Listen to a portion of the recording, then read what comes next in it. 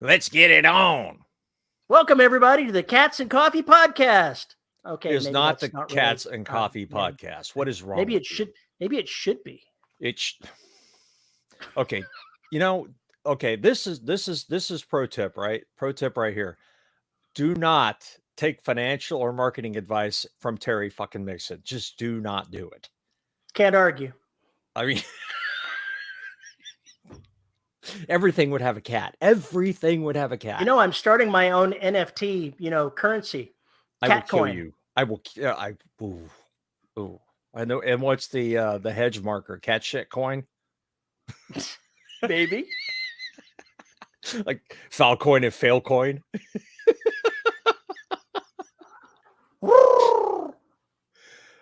Yeah, go back. If you're on Twitter, go follow Falconry Finance and see this guy's nuts. Just absolutely crazy. It's wonderful. It is absolutely wonderful. Yeah, the NFT thing. Don't get me started on that. We do not need DRS coin. Because I'm sure that's coming. That robot coin. No. Per coin. No. I'm pretty sure that Veronica is actually a troublemaker. Look at how she instigates these things. She is a troublemaker. I didn't know that was even in question. I wasn't aware that was even in question. I really wasn't. I don't know how you didn't understand that from the very beginning. But she's so demure and so placid, and then she lures you into a dark alley and mugs you basically with whatever shenanigans she wants to execute. Okay, that all right. Now you say that there's shenanigans she mugs you with. All right, that I agree with. That I completely agree with. Totally innocent. Yeah, anybody who claims they're totally innocent. Howdy, Dean. No, Shadow has not recorded the intro yet. So she says she's a Scorpio, so she's totally innocent. That means I, as a Scorpio, am also totally innocent by that logic. Yeah, I think this astrology bullshit is obviously flawed. The stars are aligned in favor of Scorpios today. No. You almost got it close. The stars are a lie. That was closer. Much closer. So yeah, you should go with that. The stars are a lie. Actually, it sounds like a really good idea for a story. Well, I sent you a science link that I think you should have read. You did. And I got a chance to cursory look over it. Isn't that some weird stuff that these physics people come up with? You're like, what? I want to know what drugs they're on and why they're not sharing, because holy shit. Alternate universe exists for us, but it's going backwards in time. Their theory was, by the way, folks, as a short summary, is that the Big Bang was actually an inflection point, and that our universe is one of two, and that it started a second anti-universe that's going the other direction in time from the Big Bang, but it's got left-handed neutrinos instead of right-handed neutrinos. It just had to be special. So basically, what the fuck? Yeah, that's pretty much. I read the entire article going, what the fuck? This made sense to somebody somehow, some way, but could you write it? You could write a story about that, though. Somebody creates a machine that takes all the neutrinos in their spaceship and turns them from right hand to left hand, and suddenly, poof, they're in the alternate anti-universe. I'm not going to make comments on this. Am I getting too close to your story plot ideas? Because I basically sent you that article saying, there's some story plot ideas here. I'm just going to say that comes dangerously close to something I'm working on. That's all I'm going to say and leave it there for the moment. That's all I'm going to say. It was an interesting concept, though, the idea of going backward in time from perspective. So as they are going off on their branch, at some point, these two branches were equidistant from each other. If you think about it, before they raced by in time, what did that look like? That conflagration of where the times synced up. I think you may be looking at this the wrong way. Imagine time as a line, a string being strung across a room. If you hang something in the center of it, that would be the Big Bang.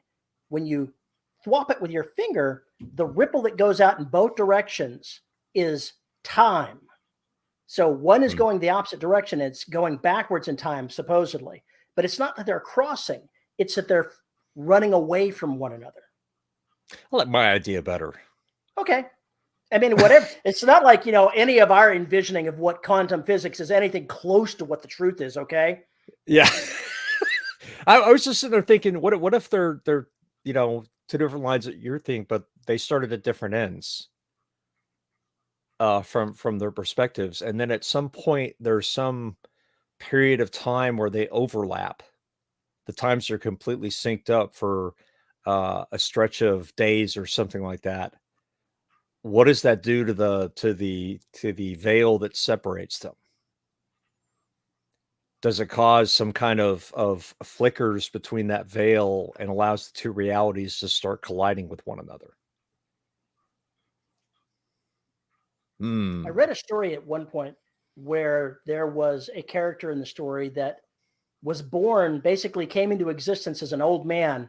And as he progressed, he became younger and lost memories of things that occurred and knew that he would die as an infant. Basically go back till he did not exist anymore. Yeah, that's Bearing an Hourglass. It's Piers Anthony as well. Okay. I remember having read it. I just didn't remember where it came from. Yeah, he starts, I guess he's in his 30s or 40s when he gets to be Kronos. And then he's traveling backwards in time compared to everybody else.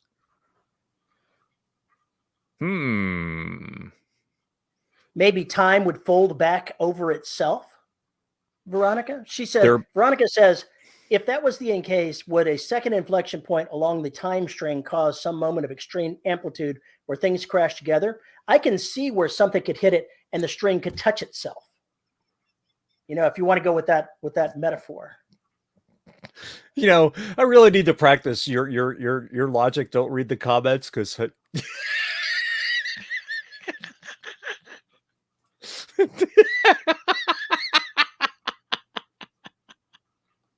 how many times per episode does Paul say it? Paul's actually got one of those. The counter is one of those that, clicks across like a clock, but he's using it for a wall fan right now. Yeah, pretty much. And does the time string only operate on a y-axis, or can it vibrate in the xz direction too? See now, what exactly would a sideways vibration in time look like? What would be the implication of something like that? I have no freaking clue. Time is one of those things that goes forward and backward. What is a sideways variation in time? Wow. I got nothing. There's a lot of what ifs there. I'm just saying, if you're looking for a why is this way of this plot of this story, that's a great place to jump off. That for a brief section of time, the two realities kind of fold together. I guess it's how you get some kind of stuff like Warhammer and other things. That's all I'm going to say. Yeah, tripping into parallel universes. Yes. Exactly. Yeah, I guess that would be sideways, wouldn't it, Terry? Cuts. Yeah. Maybe. Okay, now I see what you're saying.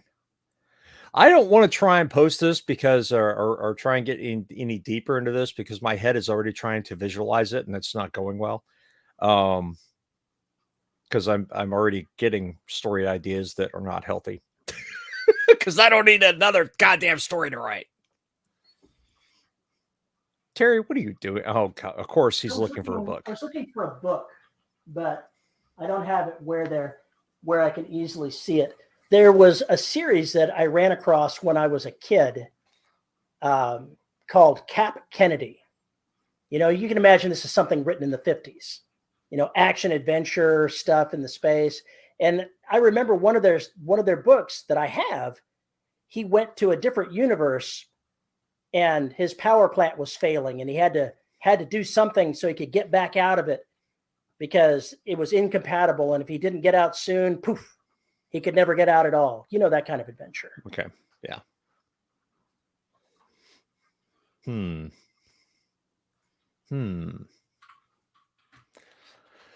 Well, I guess when I go back and edit this show to put it on the podcast, I'll see this because it's relatively early in the beginning, and then I can write down all the plot ideas I just got from this mess disaster area. I don't know. See what you guys have done. See what you folks have put into our brains. And Terry did this to us, really. Yes, I absolutely, totally did that. I watched the cover is actually pretty interesting here. I'm grabbing the image. Let's see. Can I share the image of this? Well, I can share the image of the page in the shared private chat here so you can see what it looked like. Oh, okay. Galaxy of the Lost by Gregory Kern. Holy shit, this is ancient. 1973. It's actually younger than I thought it was. It's actually younger than that cover looks. That cover looks more 60s, late 50s. Well, I guess actually, okay. Okay. Wow. Wow. That's some brain damage. Let's see, a lot of the brain green. Okay, so things to know. Jason Barner says a lot of the Brian Greene nonfiction books are good about describing some of these weird physics concepts like the Elegant Universe and the later ones. All right, good to know. Good Looks like there were 16 issues in that particular series. I think I've only seen like 1 or 2 of them. I should, go on a search somewhere and buy up some and go, oh, let's read some old science fiction. Let's go back to the kid days. And let's cringe a lot. No, that's when you go back to the stuff that was written in the 20s and 30s. Oh my gosh.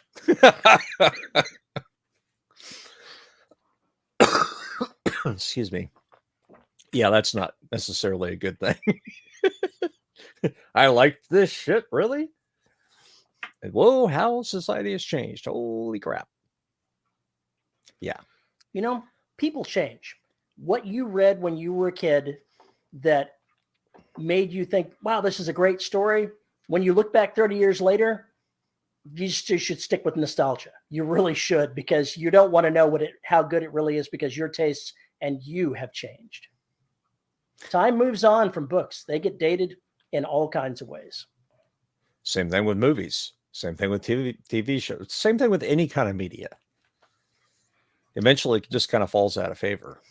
We went and watched Fantastic Beasts and Where to Find Them, The Secrets of Dumbledore, yesterday or the day before. I think it was the day before. And I saw the first 2 movies. I had missed the second one, but we watched them on the television so that I could get caught up on what was going on. And so I went to the movies with minimal expectations, moderate expectations. And it has to be one of the most magical movies that I have seen in many years. It was everything that the Harry Potter movies were, as far as exciting for me. I loved it. It was great. Okay. And because, it's the Wizarding World, you can do this kind of thing. 6 stars out of 5. I haven't seen any of those movies. I mean, I've seen all the Potters and read all the Potters, but I haven't seen any of the Fantastical Beasts stuff. The first one was interesting. It's set in the 20s or the 30s. I think it's the late 20s that it's set in. And so it's not the same thing as the modern Harry Potter world. And watching it, you get to watch a lot of those dated things. Women don't get treated right. Other people don't get treated right. And there are some weird parallels that the people are drawing in how the Muggles are being treated as opposed to the magical folk inside the magical community. Yeah. Which was not just ended out. They intentionally did that, and it kind of worked. As they should. Because, you read the books, and that's one of the things about the Death Eaters, the purity of magic and the fact that Muggles are just tools to be used. Grindelwald, who is the villain in the Fantastic Beasts, is the one that started the Death Eaters. Okay. As I recall, because he is definitely the guy behind starting the war of magic kind trying to take over the Muggle world. Okay. All right. Now, interestingly enough, they had, or didn't have to, they replaced Johnny Depp in the third movie with Mads Mikkelsen. Right. And I don't have any complaints about Johnny Depp's performance as Grindelwald, but I think Mads Mikkelsen was a lot better. He's more menacing. He doesn't feel like he's play acting. He feels like he's there. He would be the perfect actor for that because he has a cold. Just looking at him, he looks reptilian. He fit the role just perfectly He's well. very striking. I mean, you can't mistake him for anybody else or anybody else for him. He just is. And the interesting part of this is they didn't even make a gesture at saying, "Oh, I'm using magic to change how I look." They just never mentioned it. They never mentioned the change in actors at all. You know, that might be actually the best way to do it. I mean, Doctor Who has its conceit, but it's kind of like, shit happened. What happened? Don't ask. And I could see that as a bit between stories. That would be hilarious. And nobody even questions the person switching physiology, etc. Nobody even questions it. You're like, "Who are you?" "I'm such and such." "Oh, right. On we go." On we go. All right. What are we doing today? Same thing we do every day. Try and take over the universe. Wow. That was a terrible Pinky impression. I'll have to do better next time. I'm not sure, but Pinky may have sounded a little like Oscar. Just a little bit. I was thinking of Brain. No. Yeah, I was thinking of Brain. Brain sounded like Orson Welles. Pinky sounded like Jim Carrey on extreme meth. I think. And helium. Veronica says the way they replaced Rhodey from Iron Man 1 to 2 was genius, even though Terrence Howard was wonderful. I'm not so sure. How did this happen exactly? I thought Rhodey in the first movie was pretty low energy. So I kind of thought the change up was pretty good. How did they handle that? I'm not even sure. I don't remember. It's been a long time since I've seen the Iron Man movies. Okay. Yeah. Same here. Same here. I just, we had that discussion last week. I'm just done with Marvel and DC. I'm done with all of it. You couldn't tell the cats are going to take over the world today. There's a dearth of cats. We've seen one, really. And Shadow's not here. She says, by the single line, "I'm here, get over it." Okay, fair enough. Fair enough. I think it's a better way to handle it than wrecking the story trying to fit that in. Because most of the theater goers are being like, yeah, we already know this actor's dead. Just could we get on with the story? That brings an interesting point up with like the Star Trek franchise. The actor that played Chekhov in the most recent series of movies was killed. Okay. Had that terrible accident and has died. And now the discussion is what to do going forward. Do they replace the actor? Do they do something Retire else? the character? Chekhov, I'm pretty sure you're not going to be able to retire the character. You know, when you've got a franchise that has that long history, you're not going to be able to retire the character. The characters can't die. But one of the suggestions I saw online was just have him not be on the ship. Just every movie have word of Chekhov's off doing this. I heard he's discovering this. Look at the things Chekhov is doing. You can't do that with that character. You can't. But that would be a good. Well, I mean, I've sort of used that before, not extensively, but sort of. Oh, that is a good one.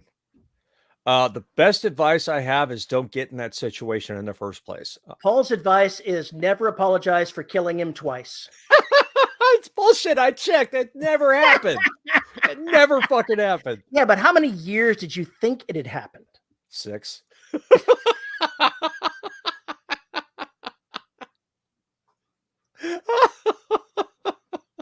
Now somebody's going to fact check me and go, Paul, you missed one. Oh, fuck. There have been times where I've gone through and I found things that I have totally screwed up in a book where I changed the name of a ship. I've changed the name of a planet.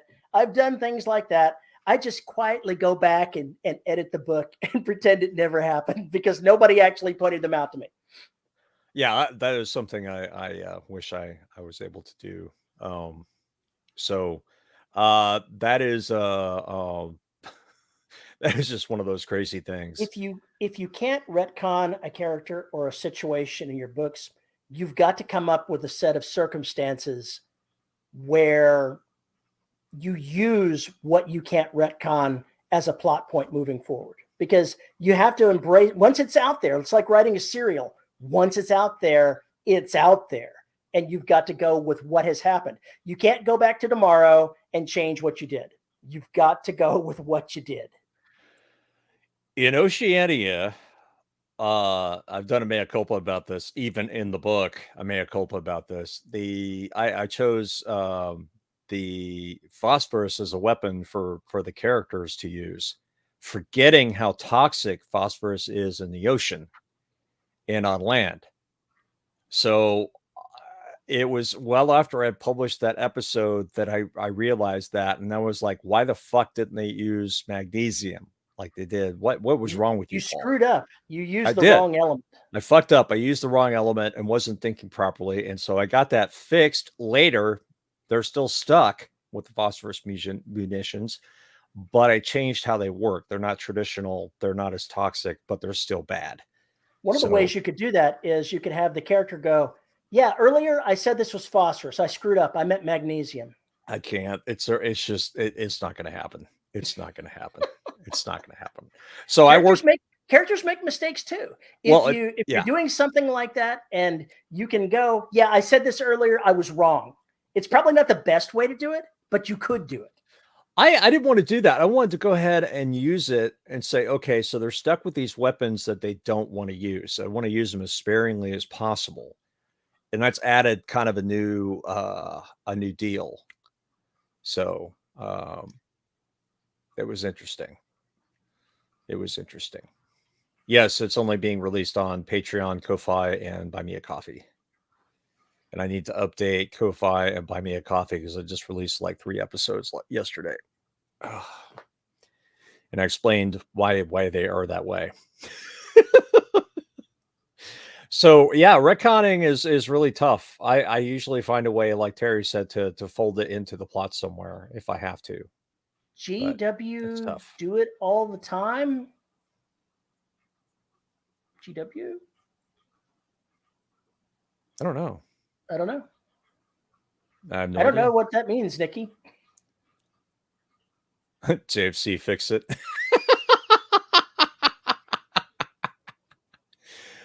Let's see. Yes. Dean asks, am I going to republish the Black Knight that you have it back? Yes. I will have announcements. Games Workshop. Okay. Yeah. Okay. Yeah. Got it. What does Games Workshop do to fix things like that? I mean, it's like look, Warhammer's like Disney or Marvel or whomever. They're dealing with parallel universes and shit like that. Just fix it in the next universe. Anyway, I fixed it. And that was a long time ago. That was much earlier in the book. But it's actually become a plot point because it gave me something to talk about, and it also adds up some more thinking about what they can do after they get in the water and use this stuff. So it actually works well. I'm actually having fun with it being that way. Because the mission was put together rather hastily, I have an excuse. So I'm going to stick with it. I'm okay with it. I'm very okay with it. So that's what is going on with that, and I don't mind. So yeah, I wrote a shit ton of Oceania since last week. I took Monday and Tuesday, maybe it's Wednesday and Thursday, and it just cranked because I wanted to get far enough ahead where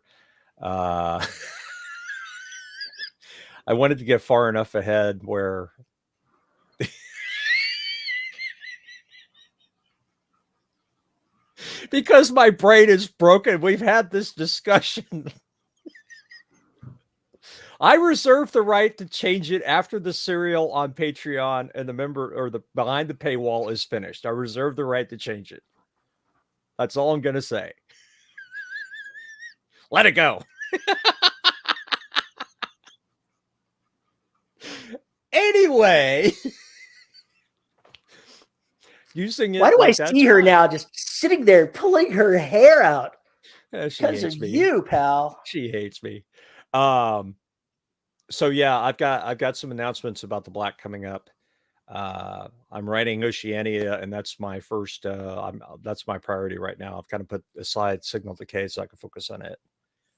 I find it ironic that J.R. Handley has finally decided to join us, and his first comment is, "A mind is a terrible thing to waste." I think that's very ironic. You should say that of all people, J.R. Oh my God.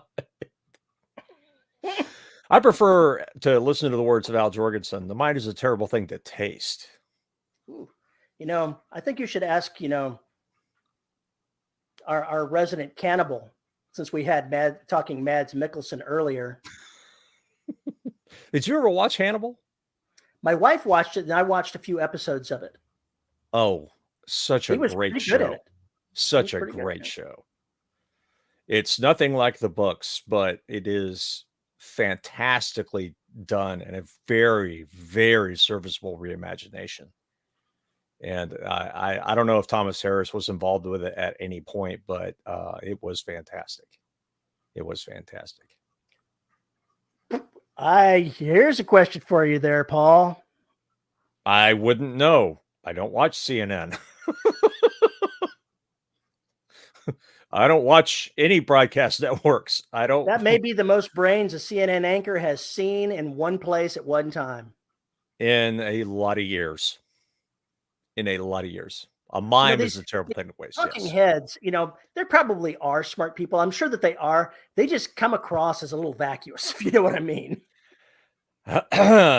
No comment. I'm not talking any particular ideology. I'm just saying. I know. I'm just there are some of them that have a void between their ears, and we know this. All they are is a good voice or a good person to look at. That's all they are, and they are dumb as a sack of hammers. Resla Aslan Google hooked me up. What the fuck is going on here? Hi, Matt. I think JR is on drugs. Well, how would that be like? It's a day ending Y, dude. Come on. It's a day ending Y. We know how this is. Eating brains on live TV. Does this sound like a good way to do things? My father was a hunter. The whole family was hunters when I was growing up. So every deer season was harvesting meat for use during the year. And he liked eating brains. I never understood it, never tried it. Was like, nope, thank you. Yeah, I could stay away from that. Thanks for dropping by, Tim. This could go into the black.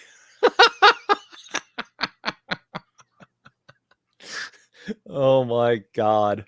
Yeah. I could see a magically cursed talking head on some fictional network that the only way that he can maintain the level of supposed intelligence he has is to eat brains. There could be a story there. There could be. I kind of like that. Actually. Then again, I saw a meme that said, can you have two monsters that come out of one body? So if somebody kills a body and it becomes a zombie, could it also have a ghost? So the ghost is floating along behind the zombie going, come on, Pete, we were a lawyer. Stop going birds. Wow. That sounds like something fun to write for YA. Or you got a kid who can actually see ghosts and is stuck in a zombie apocalypse and every zombie has a ghost. Oh my God, that would be insane.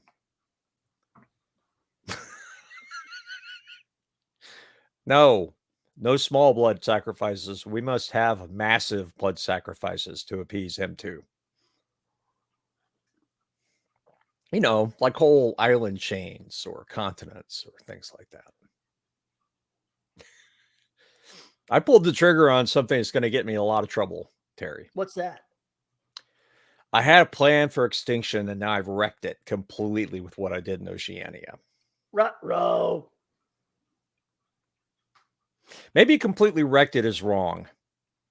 Has transformed it in my head completely. You've transmorgified it? I've transmogrified it. Oh, is that how that's pronounced? Okay. Yeah, transmogrified. I've got ideas about how I'm going to do the end game, but it's getting longer and longer and crazier and crazier. What are we calling zombies? We'd have to define zombie plesiosaurs. You know, I read that at first as zombie pleasures, Veronica. You know, what is a pleasuresaurus? I don't know. A pleasuresaurus. That sounds more like in the Nobilis Reed, you know, section of things. Oh, yes, actually it does. It sounds or Chuck Tingle, you know, it's somewhere in that neighborhood. That's not a cut down. That's just yeah, simple.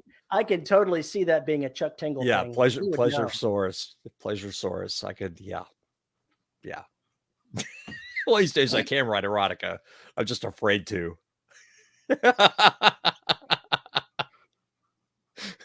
But a nude only resort for the 65 plus. Ah!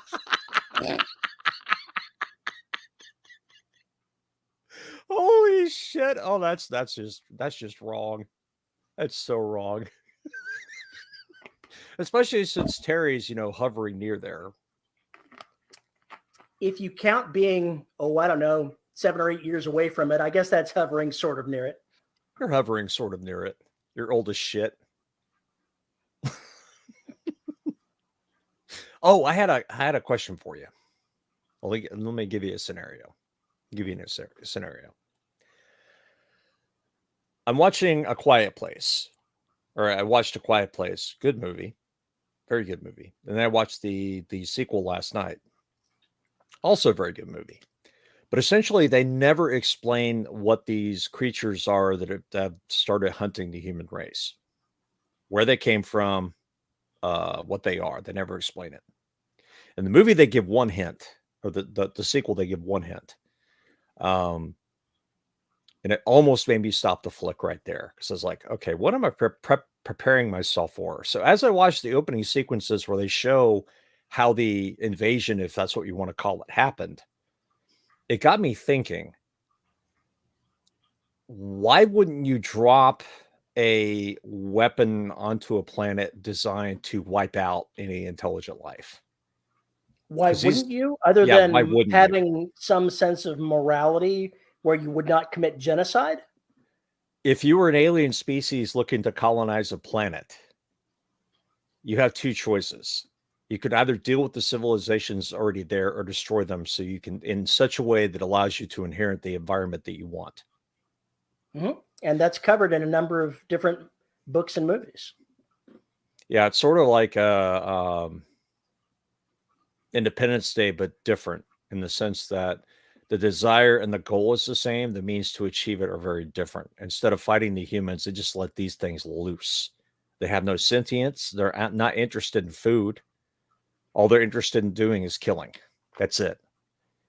And it would be a very effective way because if eventually, if they're not eating, then they're not going to be around forever. You just wait for them to die before you colonize the planet.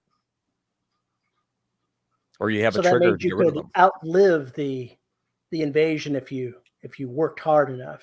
Well, say I'm on a ship that's going to take 100 years to get there, right? And maybe we can send these little chuckleheads off on a faster ship because they don't have the same constraints about creature comforts, pardon the pun, or anything else. And you can send them at a much higher velocity.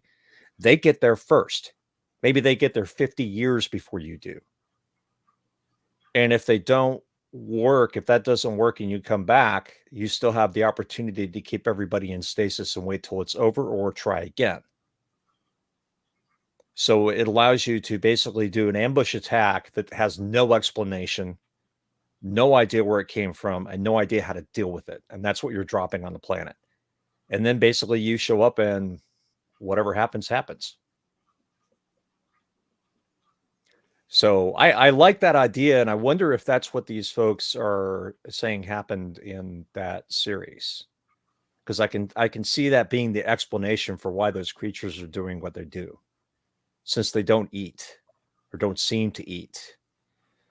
Because if you eat, you're going to kill a body and then you're going to start eating it. You're not going to kill and leave your kill and start going after other sentients. Well, the creatures in those two movies only survive by eating parsley. You might be right. Maybe their problem is they just don't have any dispensaries where they live. So that's why they're attacking Colorado and etc. Defiance did cover the aliens terraforming things. I just wish that they had covered it more, because if you read like the Wikipedia page on that show, there were all kinds of things that were mentioned that were never actually covered in the show. Never addressed. But it could have been an awesome story. V says destroying civilization could mean destroying resources you need. Yes, absolutely. It depends on what you're going for. Let's say these folks inhabit the water, and that's what they want, but they don't want an alien species messing with them, and they realize there's two biomes. Attack one of the biome you don't need. Or attack the ocean since you don't need it because the ocean is you're allergic to it or whatever else. I mean, that's the way I would look at that. But that to me, that was a really interesting idea because I could see humans being cold-blooded enough to do it.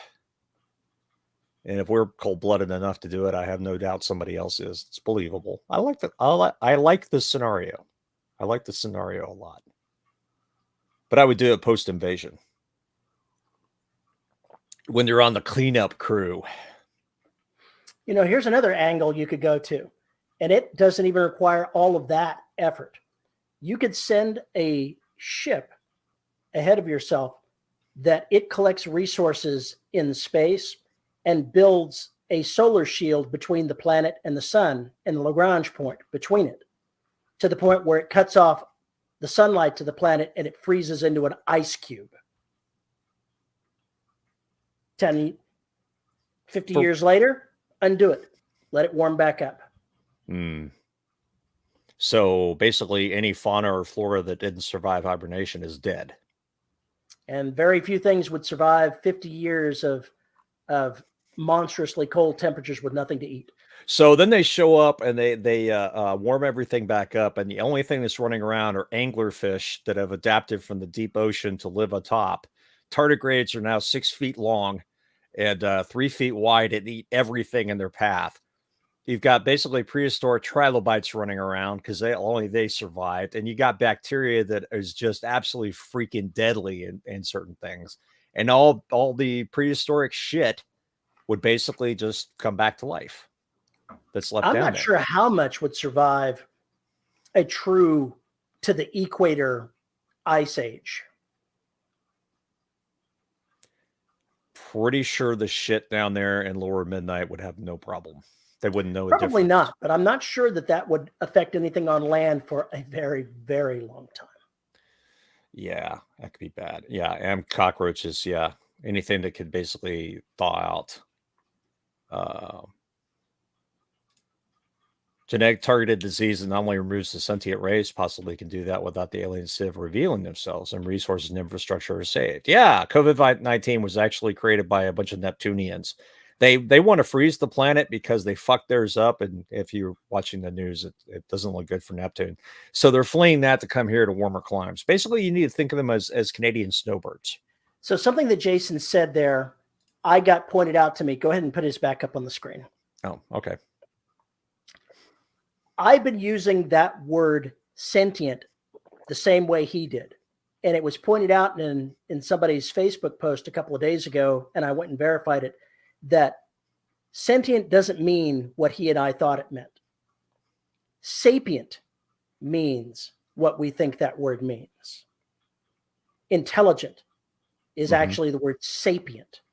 Sentient means it can feel, it can have some type of emotions and experience the world, but does not imply intelligence. And I did not know that distinction. And I've been using that word wrong for a long time. Well, that makes two of us. I don't think it necessarily, it doesn't dictate intelligence.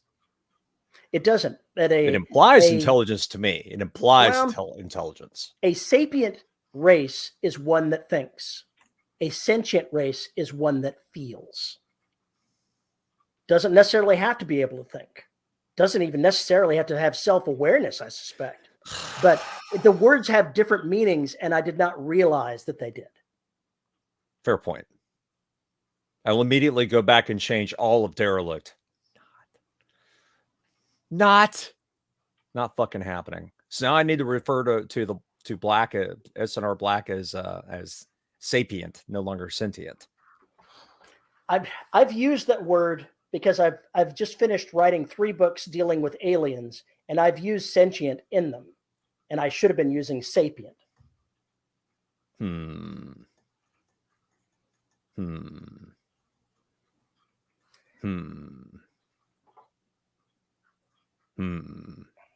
Interesting. I think, yes, sapient, something can be sapient and sentient.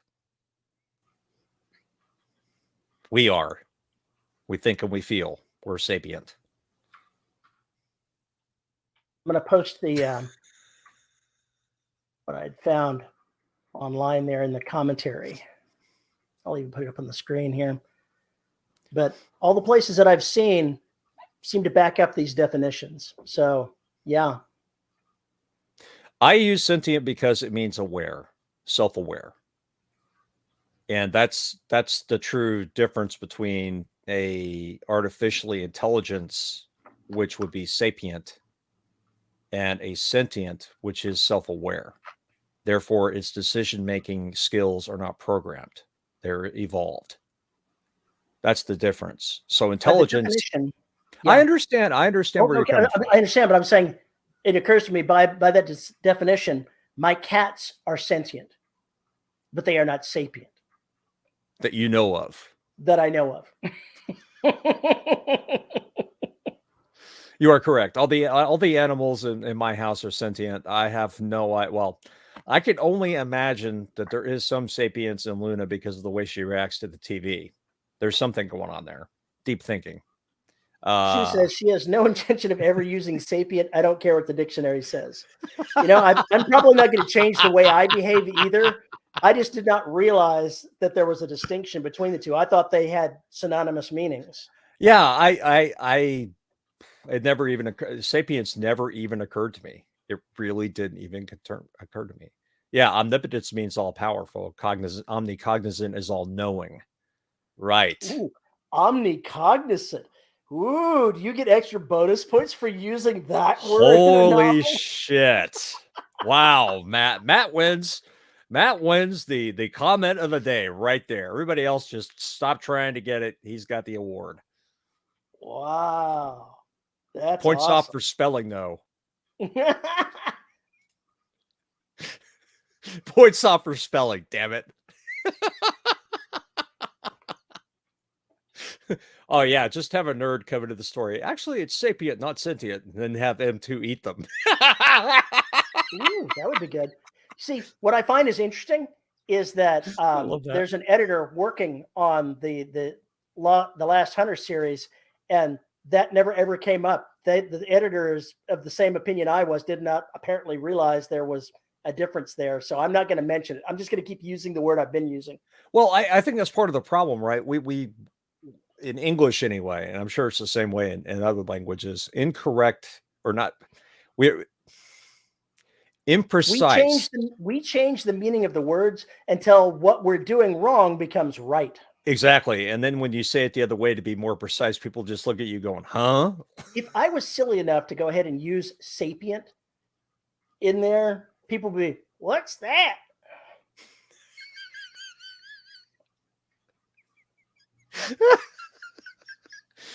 Matt says he's British. They spell everything funny over there. I would say it's the other way around, mate. I think it's the other way around. Beware polydactyl cats. They could almost fire a handgun. Yeah, almost. You know what? You could have an alien that that your alien race meets your human race, and they refuse to call you sentient. They call you sapient because you're a sapiens. Because Sue was saying she's not going to use sapiens because it's human centric, and you can have an alien do that and make a point of grinding your face in it. Sapiens is a human term.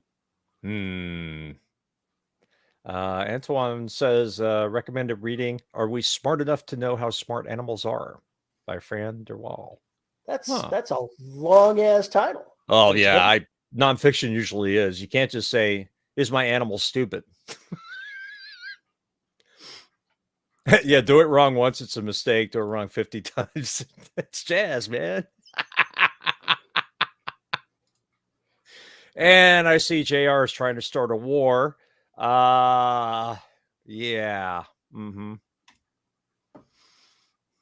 Or you could be American English. Don't worry, folks over there in anywhere that's outside of America. If all we've got is J.R. Handley fighting for us, your way of life is safe. I knew something like that was coming. I just knew it. I just knew it. He's such an easy target. Man, I just got to stop leaning on him so hard. It's because I like him so much that I keep zapping him like a bug zapper. I'm not sure where to go with that, man. It all is going to end up in cruel hilarity or some kind. Yeah, well, it's already cruel and hilarious, so we'll just leave. You ever considered having you're having a video recording in your backyard and you're talking, and you hear the bug zapper going off in the background? Oh, it's just the bug zapper. You pan over there and it's got JR sitting next to it. Oh, oh.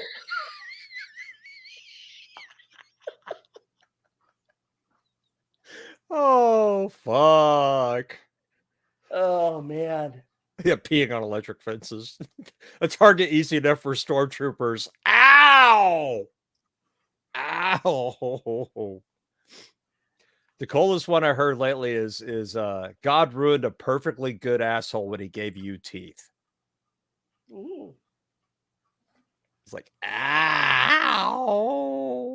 Ow! Damn. Anyway. So now everybody wants to go to Uranus. Do not say it the other way. Don't do it. I don't. Good. Do not say it. Because that was the joke in every headline. Let's just get this out of the way. You ever notice that anytime the newspapers do something with that in there, they can't help but be cute? They make it that way. Yeah, or they just want to get it out of the way at first. But regardless, everybody wants to go to Uranus now. I did not realize that. Why do they want to go? It seems like they think that Uranus is much more interesting than we do because of the possible geology and mineralogy that's going on there. They think there's more interesting stuff. God. There's some more interesting things to know there than say going to Neptune or Pluto. They want to go to Uranus because they're really interested in how stuff formed, because they think it's going to provide a new clue about something doing with water.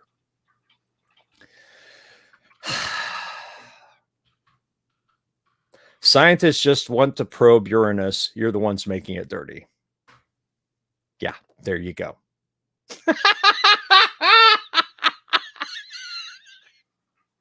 Why did you just do that in speech? What the hell's wrong with you?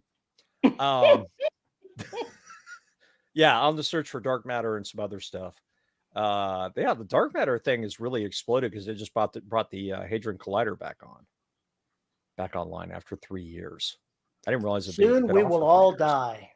Yeah, soon there will be a news announcement going, well, we started a black hole and it's growing like a centimeter every hour. So you've got so many hours before you're gone. And here's the last spot on Earth. Here's the last spot on Earth that we have to deal with. Yikes. It's full of gas, according to Futurama, because all their stuff ran on dark matter. Huh.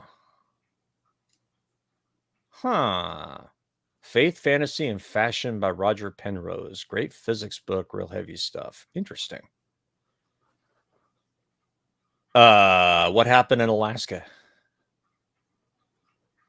Apparently I missed something. Am I missing the hot sheets? Have I not read the Inquirer lately? Is that what's going on here? I think JR's probably got his tinfoil on a little tight today. As the Proton said, this Hadron thing is like banging your heads together. The way he wrote that, the way Matt wrote that, I'm going to put this up on the screen because, you know, with all the Uranus comments, all I could think of, he says the Protons said the Hadron thing is like banging your heads together. I didn't see Hadron. All right. What did you see? Hard on. So now we have the hard on collider. That's a porn novel, right? Oh my God. Yes. Yes, most definitely. Most definitely. Let's see. Saw a contrail. It happened live and they can't explain it. Well, if there's a contrail, it's got to be true. I'll have to look into that. He sent me the link.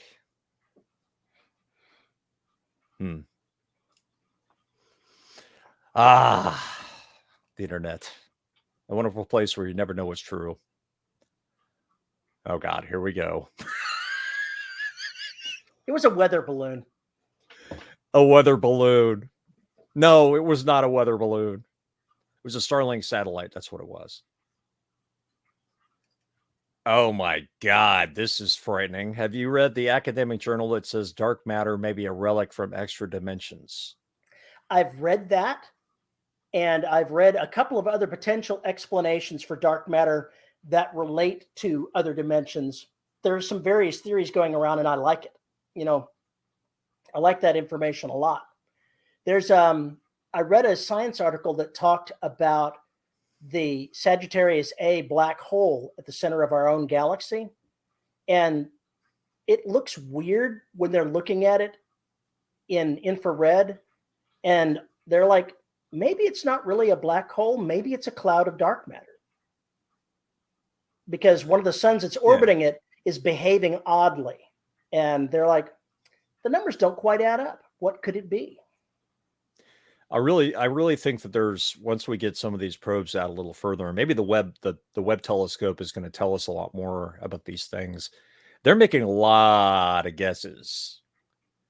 And that's how you get funding, man. It's how you get funding. Well, it's also the nature of the nature of science, right? There's shit that you come up with logical explanations for, and then you discover something that says maybe it's a little bit more complex than we think. It still behaves this way, but why it behaves this way may be different than what we think.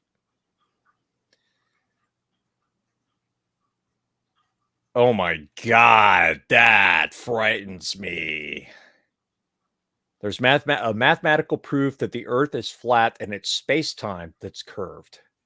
Well, space-time is curved, but if we were in a curved space-time, could we even see other planets? I find that a little harder to believe. I think everybody's smoking some really good stuff and sitting on the porch going, wow, what if? That's frightening. Hello, Titanium Druid. No, I don't think your own swamp ass is going to create the swamp gas that creates the contrail. I Pixar, it didn't happen. And yes, we're going to solve the global pollution and warming crisis, climate change crisis, by getting rid of all the humans. It'll fix it. Trust me. You know, you can write a really good science fiction story by having it just be near future and have all kinds of alien spaceships show up and go to Uranus, and nobody knows what's going on there. They're just going there. None of the ships answer communications. They're just all gathering. They're just all gathering there. It's like it's oh God, what was the big music festival that happened? It's Woodstock for aliens, and we have no idea what's going on.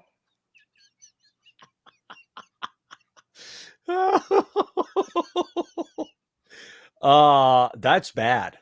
That's real bad. I like the conceit, though. I like the conceit. We have all these objects floating around Neptune now, and we don't know what they are. They're not answering. And so somebody has to send something out there to figure out what the hell is going on. Maybe they're all gathered for some extinction event. Or maybe it's a war party. It's like reality TV. They're all showing up to watch the extinction of Earth when the solar system is paved over. Yeah. Hitchhiker's Guide. Yes, absolutely. We've had shenanigans. There will just be more shenanigans at some point.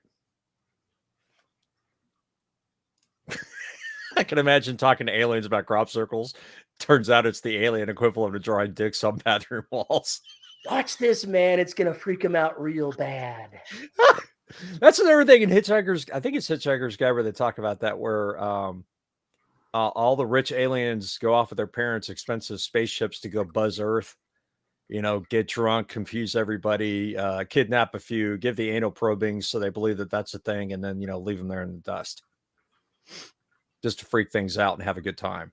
And it seemed legit to me. It seemed like something perfectly normal for any civilization to do that sees a weaker civilization. Oh, shit. If my camera starts wobbling, it's because Shadow has joined the office. He's become one with the office, which is not good for the office. Welcome, Shadow Cat. Yeah, he's the reason why we have to have shock mounts. Yeah, when the Earth is demolished for a hyperspace bypass, that is correct. Most crop circles are confirmed hoaxes, but can we just appreciate their dedication to the craft? I think some of them are pretty cool. I think some of them are pretty cool. I like what they did in Signs, where they said where basically that was they were marking areas for their invasion. I thought that was kind of cool. Shadow's not going to say hi. He's currently trying to figure out what problems he can cause to get me off the mic long enough for him to feel he has victory. That's what's going on. So talking something completely different. Oh, no. And writing related. I'm dealing with the editor for the Last Hunter series, and I'm getting some guidance tips on potentially changing how I do dialogue. And apparently doing multiple paragraphs of dialogue is not a common thing. What? Apparently that's not so common, I guess, in most fiction nowadays. They don't have dialogue other than speeches that tends to go more than one paragraph long. Why? I'm not sure. I haven't completely looked at the dialogue advice, so I'm not sure yet. But I went ahead and looked back at a Dresden book, and sure enough, I just picked one of theirs at random, and there's almost no dialogue that goes more than a paragraph. It was like, okay, that's weird. I guess I never noticed it before. I always try and throw. I try and break up dialogue as much as possible with visuals of the characters to help people know who spoke and to break the rhythm, because otherwise it becomes he said, she said, he said, she said.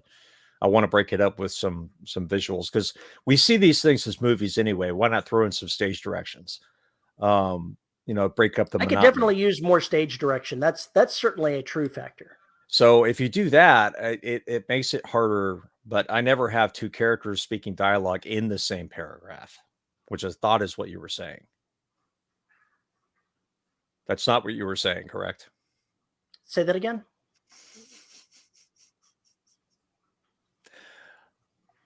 Now you're going to make me explain this one more time. Two characters speaking in the same paragraph. I don't do that. I don't do that. And that's not what you were talking about. No, I'm saying like character A, this, break to a new paragraph without a closing quotation mark, and basically a slightly different idea as the conversation continues. Right. If they're making a speech for a briefing or something shit like that. Why is that wrong? I don't know that it was a speech. I'm saying that the editor said if it wasn't a speech, that there shouldn't be many that go more than a paragraph. that it should be one consolidated paragraph or somehow otherwise broken up. I haven't looked at the advice, like I said, thoroughly, so I don't know what I actually think about it, but I guess maybe that's a thing. I don't know. I was not aware. But I did look at, like I said, I looked at Jim Butcher's writing style, and he didn't have many that went beyond a single paragraph. And so I'm like, okay, maybe some people do it that way. Like I said, I just try and break it up as much as possible so we don't get in that situation. And sometimes they'll say something and I'll break it up by the character. Maybe it's another character saying it, not the character whose head I'm in at the time. And so I can have them reflect. There was somebody that complained on Facebook about it going, I don't know why so many of the paragraphs don't have closing quotations. It's confusing. Okay, I added the voice in there. I probably shouldn't mock because, that's not fair, but there you are. Fuck me. God damn it. It's like... I'm like, wait, but it's an English thing. Yes, it is. There's a reason. So you don't have to break it. So you don't have to formally say who the speaker is again. Yeah. Yeah, exactly.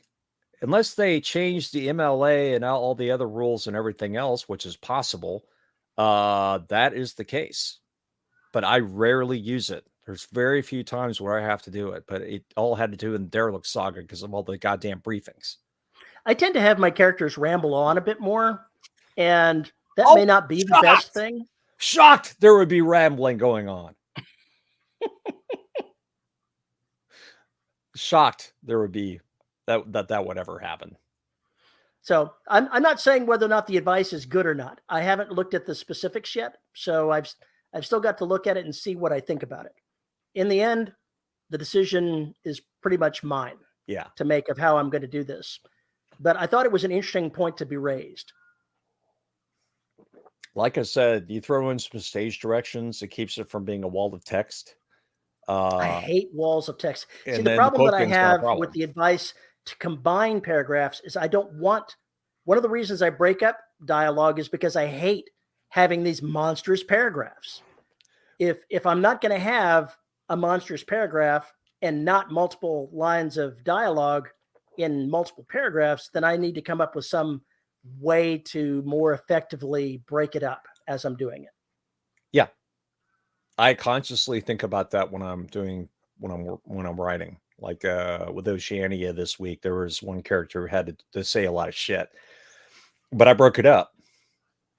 And I broke it up a couple different ways, which is to add the stage directions, add some errant comments, because you know how it is. Somebody says something and somebody responds to it, even if that other person keeps going. We do that all the time. See this show, for instance. It's a normal part of conversation because otherwise we'd all be reacting after the goddamn thing is said. So that's another way to break it up. It keeps the monotony from getting there, because the monotony will kill you, really. If you have the same, one thing they talked about in college was the fact that if you keep the repetition going, the psychology at the time was that actually put your readers to sleep. Because if you kept with the same rhythm over and over again, it becomes monotonous. You have to break it up. And that's a lesson I really learned reading Ray Carver's work and some of the other writers who are very sparse, is it's always got a different beat to it. And if you want to look at it as a composition, there's going to be parts where the rhythm is more the same, but you got to have that guitar solo or bridge every once in a while to get back, things back on track. Yeah, Matt says a single is enough of a break. Very true. Very true. It's all it takes. Just give the reader a chance to digest what was said, the characters to digest what was said before the speech goes on. Maybe the character who's given the speech sees reaction from whoever they're speaking to, and use that to break up the speech. Yeah, I'll look at the examples that were given as potential ways to do it, and then I'll look at my own dialogue and I'll decide whether or not it's the right call to make. But as a writer, when someone gives us advice, we have to at least consider it. We have to look at it and go, is it valid? Is this something that would improve my style? Is it something that would be antithetical? Is it anti-ethical? Antithetical. Antithetical to my style, and I don't know the answer. I would just try it. Let's see what happens with it. I'm in the middle of self-editing a book right now. So when in another day or so, I'll finish the final read through of the original text, and I'll start back at the beginning, so I can keep an eye on my dialogue and say, would it make it seem more active if I did break it up? Because there would be more back and forth between the characters. Right. And so that's a form of action as well. It's not just, is it correct to do it this way? If I change it, could I make it improve what I'm doing? And I don't know the answer to that yet. Me personally, I would say that you would make things a little better. I know that the page example that I looked up with Butcher's stuff, it's pretty snappy. The dialogue is usually a sentence, 2 sentences, probably no more than 2 sentences before it's bouncing to somebody doing something, something happening, something this, ding, bing, bing, bing, bing, bing, bing. It's pretty quick. Well, if you've got that reaction going on, you don't need a whole lot of in between. Anything in between that is going to disrupt that rhythm, which is what you're focusing on at that time. Oh, there's an interesting question. How often do your editors ding you for grammar? That's my greatest fear, keeping me from writing my opus magnus about space nurses saving the galaxy. If your grammar would get in the way of telling the story, they'd probably ding you for it. Yeah. I don't know the answer to that. I don't get dinged for grammar. If anything, I'm getting dinged for style. And I don't know whether or not it's valid at this point. That's only a decision you can make. I've written a couple of dozen books at this point, so my grammar has improved since I first started writing a little bit. It was usually pretty good to begin with, but it's gotten better as I go along. It's always a process of self-improvement in your writing. Yeah. You can't let what the editor is going to say stop you from writing, because until you get the mistakes out of the way, until you get the feedback that says, this grammar is terrible, and you start working on improving what they recommend to improve, then you're not going to get better. If fear of being criticized by an editor is stopping you from writing, then my advice to you is go ahead and write that magnus opus and just deal with the editing that is going to take place. Maybe start with the short story instead. Then it'll be less painful for you. Yeah, if you're unsure of your grammar, there's lots of things that you can do. I can't believe I'm going to say this. But I guess Grammarly would be a good way to catch, not necessarily tell you what's wrong, because there are things you can do stylistically. Depends on who's telling the story. I mean, there's so many freaking rules around this. And really what it comes down to is you have to kind of learn what's acceptable and what's not. I use Grammarly as part of my writing process. Hang on, let me finish the statement here. I ignore basically 2/3 of the categories of suggestions, and I'm looking at the ones that are spelling. And there's one particular one, I forget what this one section of grammar that it's complaining about is. I pay attention to it and I ignore the rest. If it suggested words that might improve it, I don't care what your suggestion is. Oh, you could change this sentence to go ahead and reorder. I'm not concerned about that either. Did you mean aberrant or abhorrent? Could I mean both? Yeah, that's exactly right. But sometimes it does give you, sometimes that's a good thing, because it will give you some ideas about maybe there is a word you can use differently. I had to go to Terry's Flip Dictionary, which he gave me a while back, a couple times while I was writing Oceania, because I kept using the same word over and over again. It was ticking me off. So I had to go look at some synonyms and whatnot and get an idea of, oh, those are none of the words I'm looking for. Turns out the word I'm using to begin with is wrong. I've been there.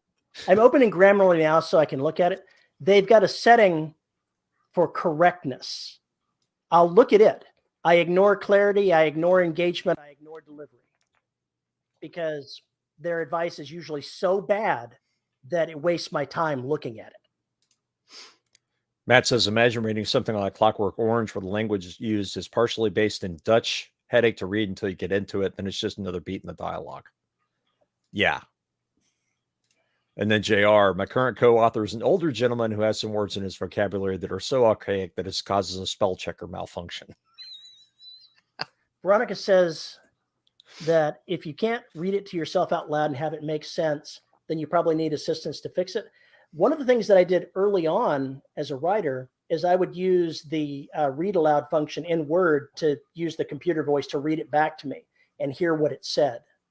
And that's another option. If you don't want to read it out loud, you can have the computer read it to you. And it'll definitely sound wrong if you're wrong doing that, because the computer doesn't make mistakes as far as filling in the blanks like you would. Right. And that's the important part. And everything is, if you record it and then listen back, your brain will not put in those spots while you were reading. And you may catch them a little bit easier.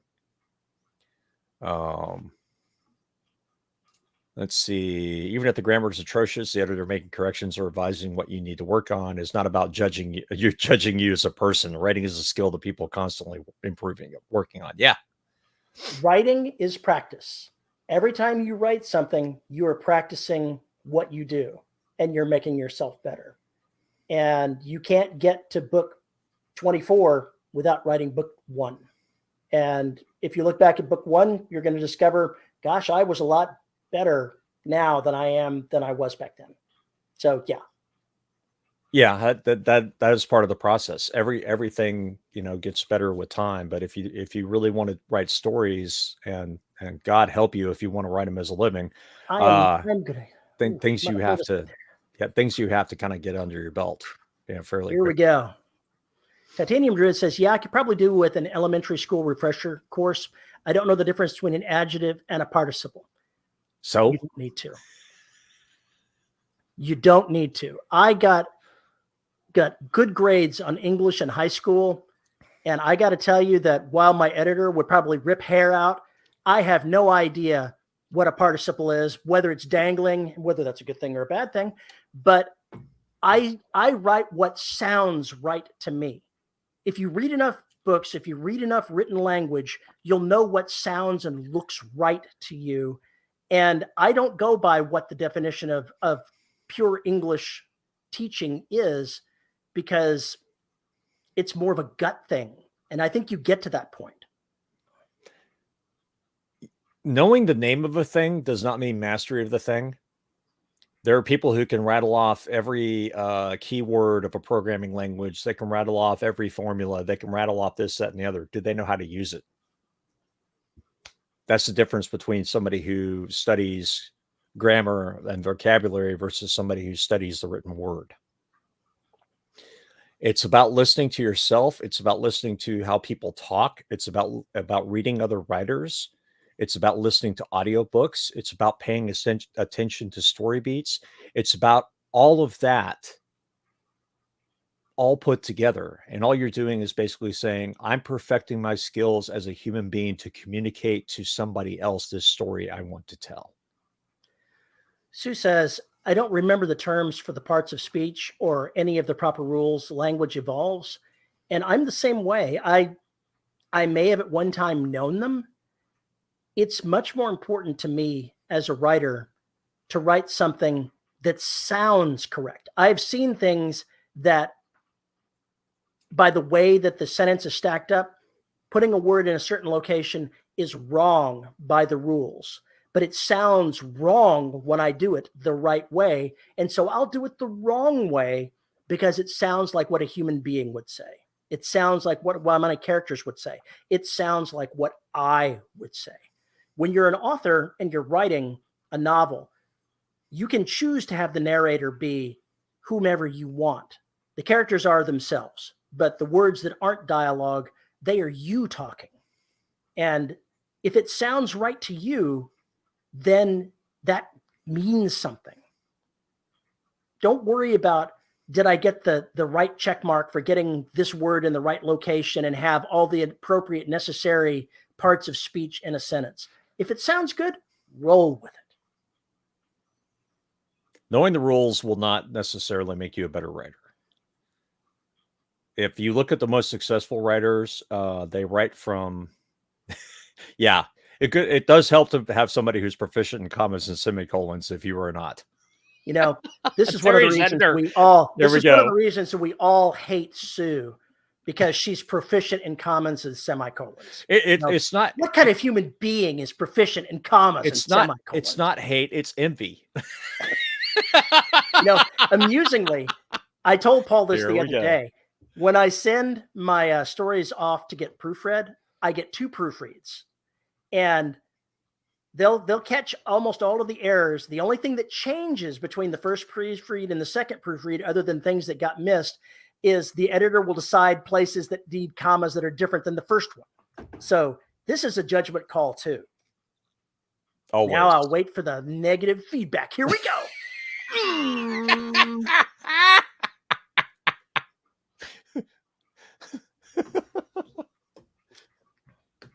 Yeah.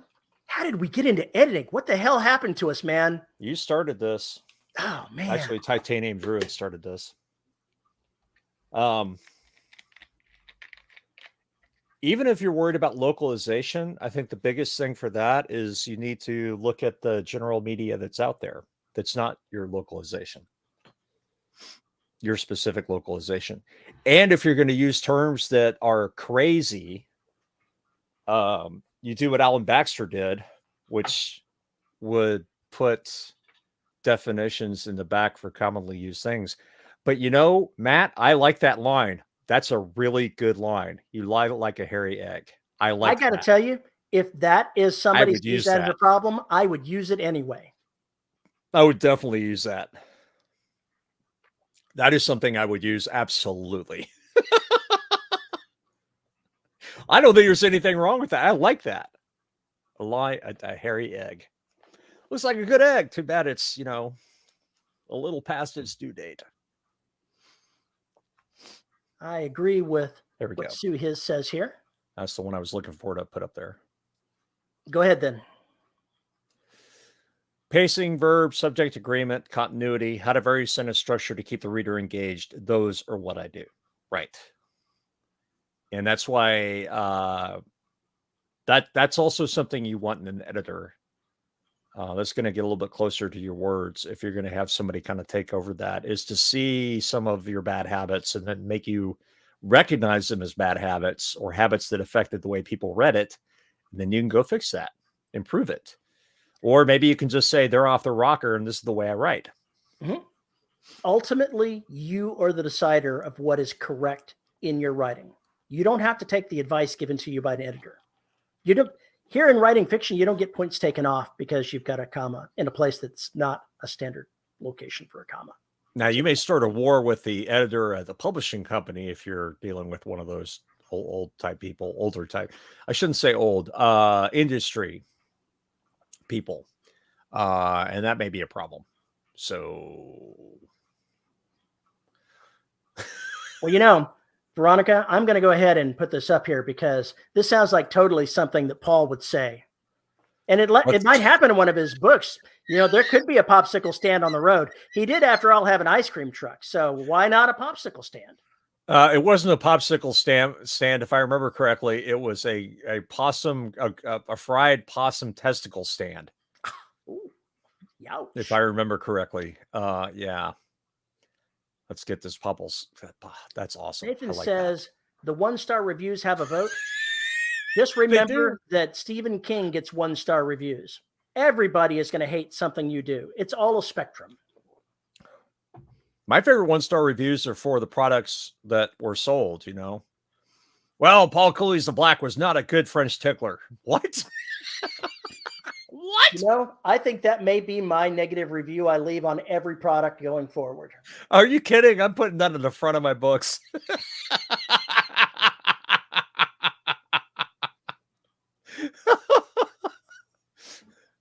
Oh. All right, here's something that, I was going to say, this is going to get him banned right here. That's not the one I was going to click on, but. Yeah, but it's a good one. J.R. Handley wants to start a war to abolish the Oxford comma. So, no. You're right. Ban him, kick him out. He's done. Jason says, so is Shatner just adding in the missing commas in his dialogue because he has a better grasp of commas than the scriptwriter? No, he does not have a better grasp. He has no grasp. Well, you know, he's been getting lessons from Christopher Walken.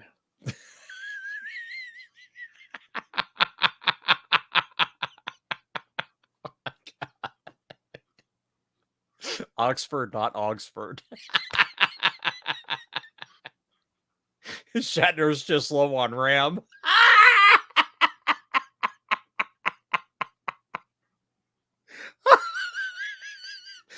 Are you saying those commas are really just buffering? Wait, Shatner's buffering.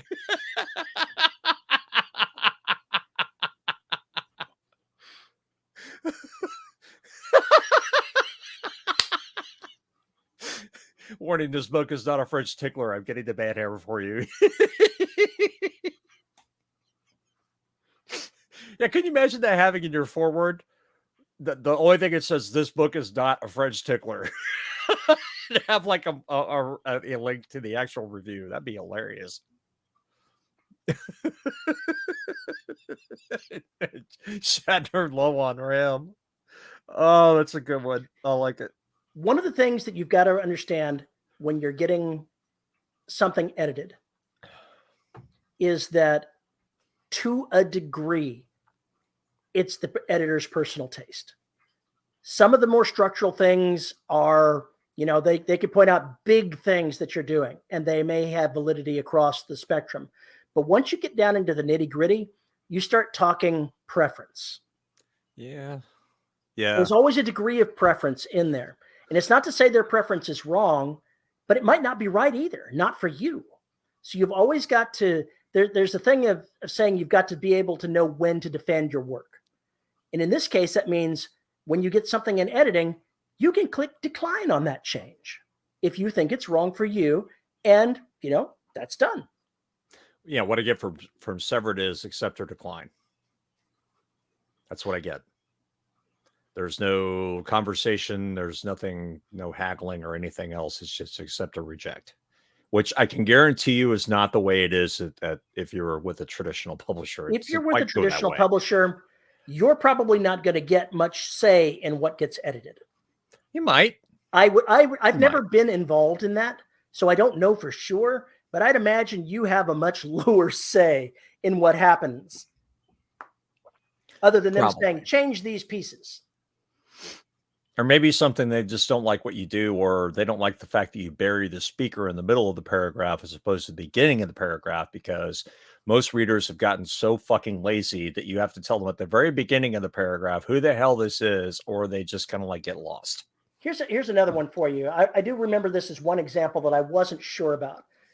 They were saying potentially combining two paragraphs of dialogue that had like 2 or 3 sentences, say 3 sentences in each, with narration in the middle, like the character doing something, like standing up. It seems weird to have 3 lines of dialogue, the character do an action, and then 3 more lines of dialogue in the same paragraph. Does that seem weird to you? I do it. Okay, maybe it's just me. That just seems weird to me. It seems like actions should be mostly at either the beginning or the end after the dialogue, rather than splitting it up. It's just, Depends on what the context is and what the situation is, but I would say I do that because when I'm starting the next paragraph, it's usually because there's another speaker or the action has moved on to something else. If I do it that way, it gets confusing if there's 2 characters or more characters as to who the hell this is doing this. And if I've got, back and forth, I can't quite do it that way. It just depends. It just depends. You actually haven't read The Black yet? Oh my God. Oh, that's right. I forgot about that. Don't worry. Everybody dies. It's fine. You already know the story, Dean. Everybody dies. You should make sure that her Twitter handle there is capital D, little r, capital V. That's it. Dr. V. There we go. One dialogue action, then the rest. Was it? Who said it? Nathan. Where is that? I don't know what I'm seeing here. Right here.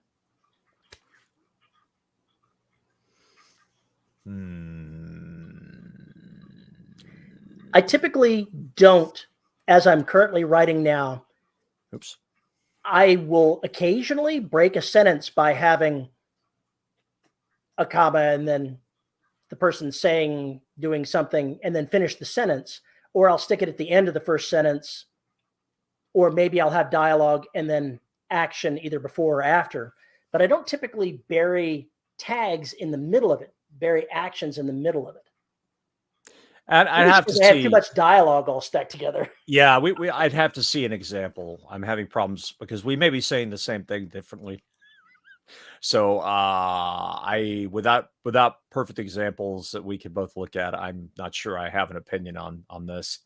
Because I do break things up with having characters do stuff in the middle and do more dialogue, and rather than creating paragraph, if it's the same general thoughts.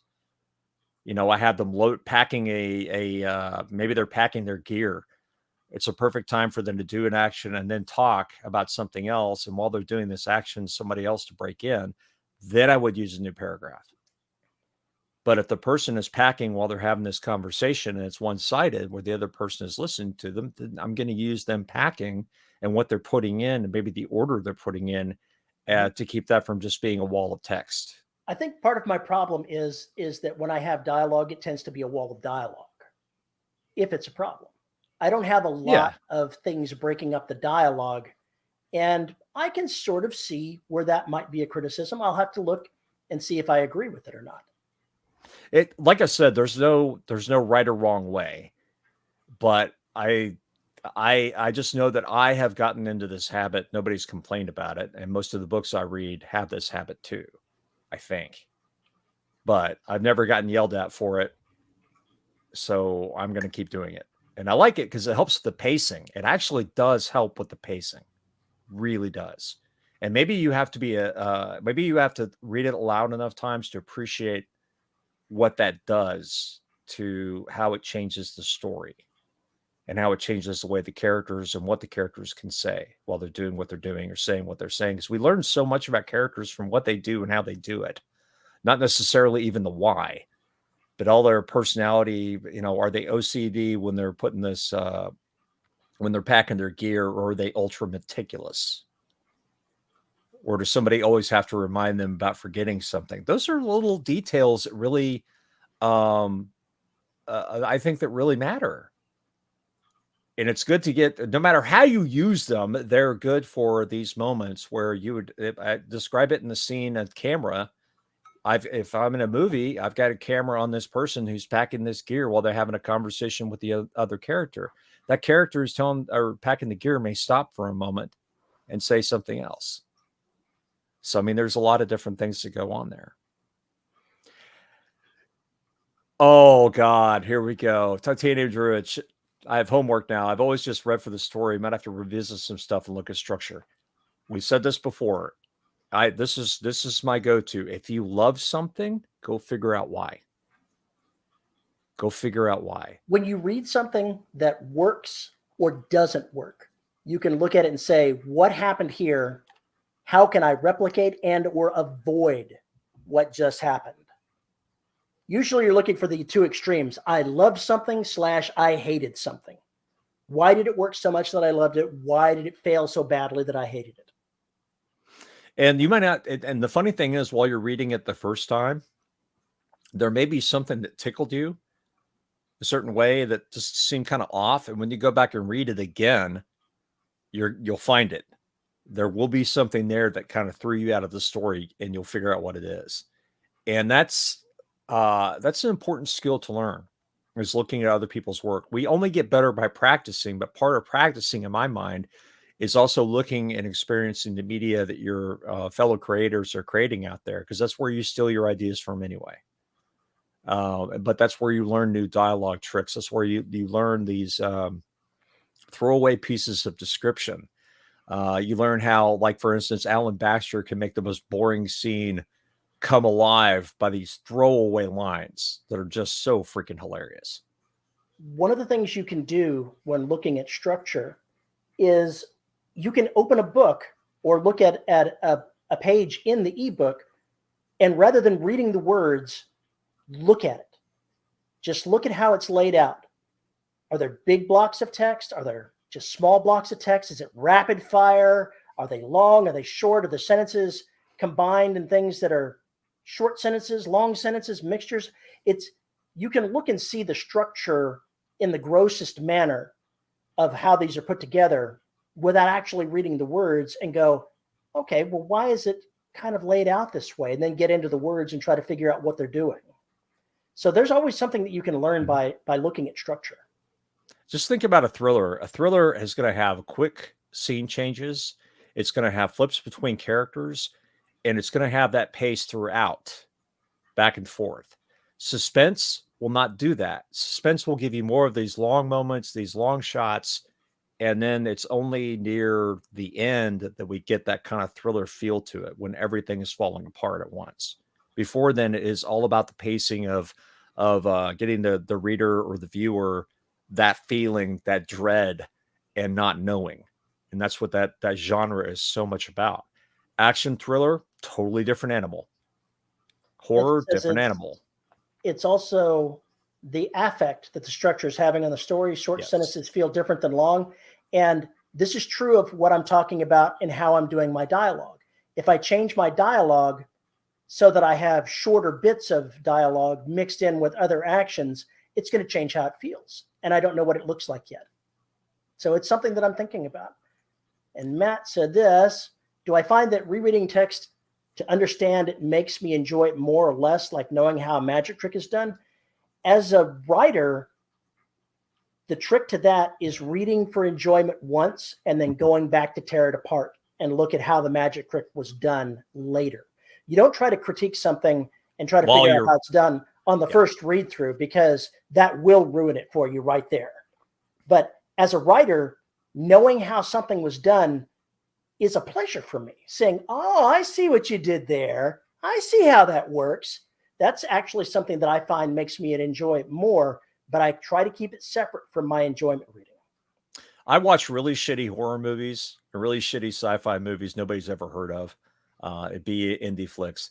And even no matter how horrible, awful that they are acted or scripted or special effects are, there's always these little pieces of serendipity where they did something that was so well done. You just wish the rest of the movie matched up to it.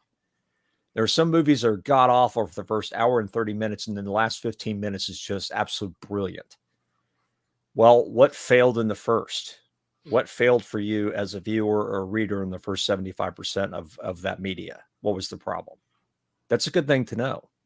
I've told Paul this before, but if you want to watch a movie that has all of the action movie beats, but doesn't bother it by dirtying it up by having characters or plot things in it, I recommend Hunter Killer, because it's got all of the action movie beats, two-dimensional characters, and completely and utterly predictable characters. It's amazing. Oh my God. Yeah. As a creator, I sat in the theater and watched this go, oh, this is perfect. They're doing all the action beats and the rest of it is utterly terrible. And I sat there and I had a great time watching it going, oh yeah, I see what we did there. Oh, that's so terrible. I think it's really funny. I feel sorry for people who go in to watch a mystery or suspense movie and they already have figured out where it's going to end because they were working the problem instead of enjoying the film. If you're watching a movie to get mysteries, go watch Knives Out. Great movie. You're not going to see it the first time through what's happening. They redefine multiple times through there where you think this thing is going, and then they just go off on their own way again. Yeah, Usual Suspects thing, same thing. Just so well done. I don't have a problem. Is that the one that had Chekhov in it? Which one? It says Titanium Druid said that sounds like Moonfall. Most of it was Rebel. Last bit was amazing. And I seem to remember that there was one that had Walter Koenig as the hero in there, and the aliens on the moon were waiting for one more space lander to come up to put into their monstrous machine that they was going to use to do whatever it was. It was terrible. I think that's like a movie from the 90s. What he's talking about, that Moonfall is something on Netflix or Amazon just came out. Oh, I do vaguely remember that now. I was like, it's been ripped why to is the moon shreds, falling out of orbit? What's going on? It's been ripped to shreds by critics. It's been ripped to shreds by other people, and other people have enjoyed it, just like anything else. Just like anything else. Matt says he can't remember who the quote was from, but they said stories are like frogs or jokes. You learn by dissecting them, but none of them survive the process. Disagree. I think it depends on the work. The movie was Moontrap that had Walter Koenig in it. And what was the release? It was from 1989. Yeah, there we go. I knew it was a long time ago. I've seen that piece of shit. It was horrible. I've seen that piece of shit. Oh my God. That truly was just fucking awful. Just fucking awful. Knives Out was awesome. Yes. Matt's talking about Fight Club and having an oh my God moment. There's been a couple of movies where, I'm watching it along, and maybe 2 or 3 seconds before the reveal, I'm sitting there going, oh my God. Yeah, you put it together. You put it together right before it happens. Those are actually beautiful. Fight Club, the book, is amazing because you get that when that reveal happens, it's even more of a sledgehammer upside the head in the book. But the movie is handled so well. That delusion, the psychosis, everything is so good. It's just that book and the movie are just perfect. They're just wonderful. So fucking disturbing. They're just great. You should. It's an excellent film. It's a really excellent film. I wouldn't see it for the longest time because it sounded so stupid. And then I watched it and was like, this was nothing like they promised in the previews. This was nothing like they promised in the previews. This is actually something good. Fuck the previews. Because the previews didn't capture what it was at all. Didn't capture the switch between the two characters and the fact that one of them didn't exist. And it's just fucking fantastic movie. Oh God, it's good. Currently watching Penny Dreadful. Yeah. Okay. The series, I assume. I'm guessing. I think so. My wife watched all of it. I saw bits and pieces of it. Yeah, I watched all of it too. But being able to predict dialogue is weird. She's like sitting there. I knew you were going to say that. I knew you were going to say that. Well, that's a funny one because that deals with old legends and myth and kind of puts it together. It's such a just fantastic, just so fantastic. City of Angels. Haven't seen it. I don't know that I've seen that one either. There was it's a superhero kind of one, isn't it? There was one. It wasn't City of Angels. It was City of Bones or something like that. That was an urban fantasy type one that I liked. I was sorry to see it canceled. Canceled. Pretty good. Like the canceled Archive 81. I'm so pissed. So pissed. That was a good. I would have to know what Archive 81 is to know what that is. It's a story about a film expert. He gets called in to do some analysis on these old videos that survived a fire. And things are not what they seem at all. And it turns out there was another videographer before him. And as they travel through the films and videos and everything else, it's telling 3 stories simultaneously. It's a clusterfuck. It's a really weird setup, a really strange conceit, and it's beautiful. Just very well done. Very well done. Oh, Nathan Lane set in LA in the 30s, City of Angels. Okay. Yeah, there's a cat on screen. For those of you playing, drink. I'd show you the shadow, but he's currently on his favorite piece of furniture at the moment. Quote unquote furniture. So what I did is I took 2 pieces of, they look like soundproofing foam, but they're actually packing material. And I put them on my desk, and now he sleeps on those rather than the Mac Mini. For the most part. For the most part. You were just having too much fun with that cat. Is that Ziggy? It is not. This is Mr. Thomas, our newest. He was one of the visiting kittens back when we had the 3 kittens in. and he had to be rehomed, so he's been with us for a little bit. He's now fully acclimatized to the pounce. Ah, good. Yes, Matt, it was actually a podcast. You are correct. It actually was a podcast. It got really dark and really weird. Yes, it did. Both. The series did too. I recommend it. It was good. And it also will kind of tear apart your ideas of how stories should be told. It's very well done for what it is, and it's crazy. So I highly recommend it. Mr. Thomas is actually he was here in September to get himself fixed, so he's only about a year old. He's just big for his age. He's just a big old lunk. Big old love lunk by the look of it. Oh, he loved his screeches. He loved his screeches.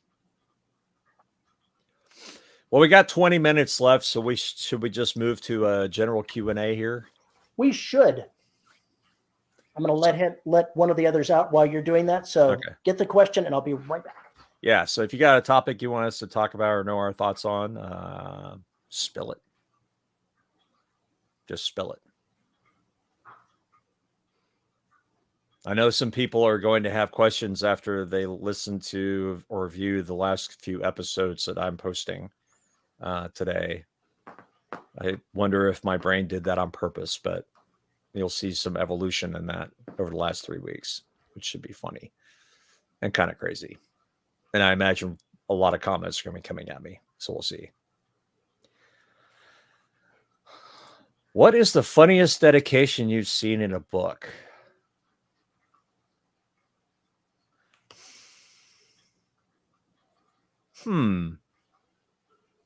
I can't think of one.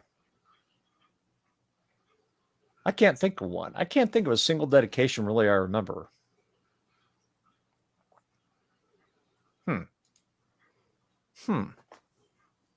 Y'all are going to have to jump in on this one. How many times has JR been banned? Only once. But it was a hell of a bad time trying to get him unbanned. Oh, Thomas is going to take over the mic. Cool. Probably get more sense out of him.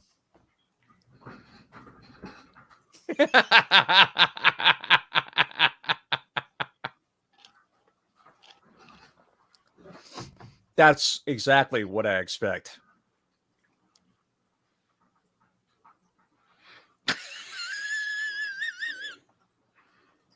I haven't seen the funniest dedication. Yeah, that's good.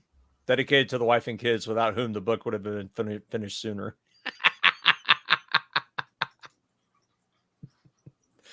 Oh, well, you're gonna love it catching up on Oceania. You're gonna love that. It'll be fun. Are my books on Spotify? I honestly don't know. They should be. They should be for a little while. Certain of my books will be leaving the public domain relatively soon. So if you want to make sure that you have all the black that's out there, I would download it very quickly before another month and a half passes. Good God. How many times has T. Reed been killed? More or less often than JR's been banned. Thomas Reed has been killed 1, 2, 3, 4, 5, 6, 7, 8. I think 10 times. I've managed to kill him at every black book except for Oceania. Yet. No comment. And the Derelict Saga, I did kill him, but I have to, yeah, it's complicated. I pretty much killed him, but I've only killed him once in the Derelict Saga, which makes sense. It's his entire story, but yeah, I kill him a lot. I'll keep killing him. I killed him in Station 3. Again. I think I killed him in a book. Just, general principles. Oh, it wasn't yours. You've seen that one, though. Gotcha. Is there a parallel universe where Reed actually lives? No. Actually, there is. There's an alternate universe where Thomas Reed is the writer and Paul Cooley dives in every book. That's more likely. That's more likely. Bain has a book out called The Many Deaths of Joe Buckley. Yeah, we mentioned it's this because they've killed many authors there have killed off Joe Buckley, who is apparently one of the readers and their friend. But there is one series where they intentionally keep Joe Buckley alive through book after book of things that should have killed him. But he just keeps surviving. So that's like an alternate universe, sort of. Yeah, sort of.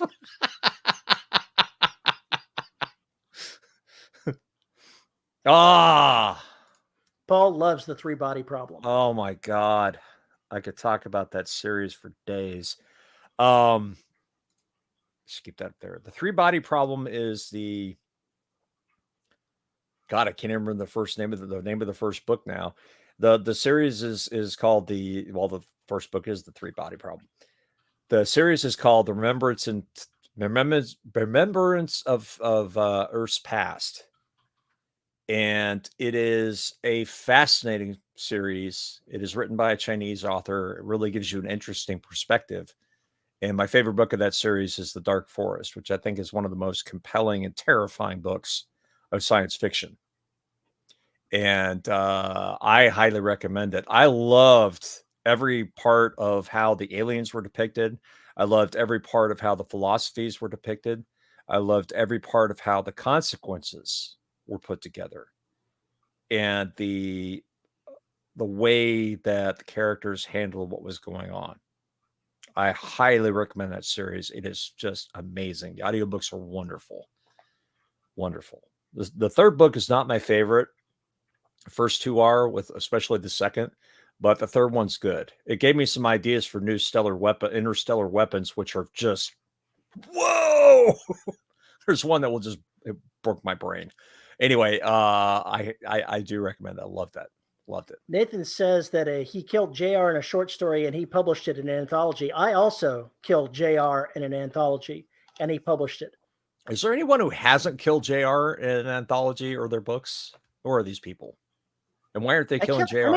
I made it bad too. It was like by a 12-year-old girl with a garden implement. It was pretty bad. Oh, Lord. Veronica says she's killed me. So there you go. I know I've killed Paul. Well, I didn't kill Paul. I basically blew his lower half off and let him live. I never got back to him. I never did get back to him, man. Such a pessimistic view of human society. You know, I understand what you mean, but I think if the stakes are that high, yeah, we're kind of shit. We are kind of shit. I will completely agree with that one. JR says that I've killed him 3 times, twice in the Empire of Bones universe. I remember killing him once in the Empire of Bones universe. I don't remember the other time. So he short story that takes place in the Empire of Bones universe. I killed him in that one. He begged me to make it gory with lots of blood. So I used a plasma weapon and didn't leave a single molecule of him left. Because that's just how I roll. Well, you don't want to take the possibility of him infecting your universe. So you got to make sure you take care of it once and for all. It's like irradiating the black with UV light. I'm not sure who he was the second time that he got killed. So he'll have to tell me. I don't remember. It's been too long. He was a major annoyance instead of a minor annoyance. Maybe he was one of the assassins and I killed him in a different short story. It's possible. Yeah, it was the other short story. I killed him in 2 different short stories. So that's pretty funny. Why would you do that to him? Because he deserved it. Because he asked for it. He actually did. He wanted to be killed as many times as possible. So I gave him a couple. Well, you know, you got to give your fans what they want, right? You know, my fans demanded more black. So guess what? You're getting more black. A lot more black. Wow. William West is here. He says, I keep missing these shows. Yeah, you did. We've only got like 10 minutes left. So you really did. That's probably because Paul's an asshole and didn't hit all the channels earlier. You killed Chris Winder by cutting off his bits. He kind of deserved it. Everybody deserved it. That's okay. I hung Paul in an outhouse, so he got his. So much badness. Why do I put myself through this? Why do I do this? I was going to bury my face. Do you know what my cat's doing right now? There's no telling. He is on his on his bed, staring at a screen that is just showing Discord. Nothing's moving. He's just like head right up to the screen, staring at it. I really want to know what the hell is going on. Really want to know what the hell's going on here. Purely because YouTube told you it was on. Interesting.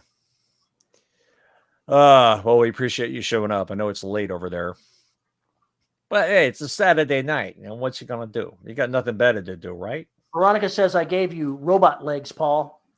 I do vaguely remember giving you robot legs, but I didn't comment on, the other parts that may or may not have been. That was going to be my question. Did I get the robot tackle to go along with it? Because, you know what? Never mind. I don't want to know the answer to that question. Never covered that, Just wondering exactly what her preconceptions are. I'll have your character call it the pinball machine if that happens. I got nothing. I got nothing. Absolutely nothing. Bionic bits. Bionic bits.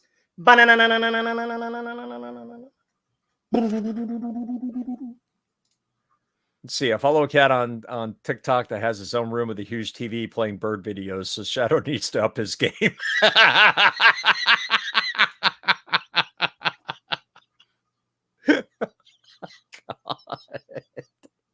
This cat. Oh my God, this cat. Oh God, it just never ends. It just never ends. It just never ends. I had him on, what was I doing? I had the desk raised and he'd been napping.